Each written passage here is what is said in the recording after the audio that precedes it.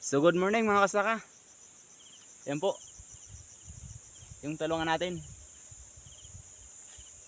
Yan o, sobrang kapal na ng talong natin dito sa taas. Yan po, yung una kong naitanim to. Sobrang kapal na. Yan o. Grabe. Yan po, nakaupo tayo kasaka. Yan o, ang laki na.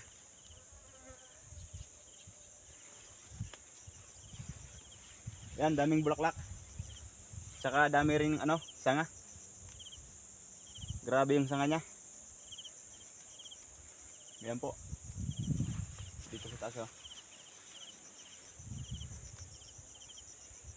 Sana umulan na. Kasi ito yung tuyo na yung lupa. Yan. Ayan po yung talungan natin kasaka. Sobrang kapal na ng dahon Kahit magtago ako dito, hindi na makita. Ayan po. Ayan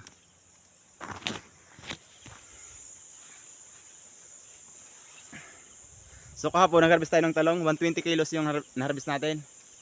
Medyo kumunti yung harvest natin. Gawa siguro ng sobrang init na. Kulang sa tubig yung talong natin kasaka.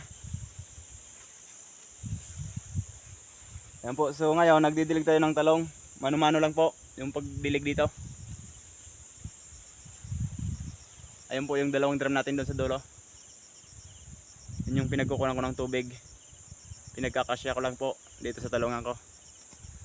Ayun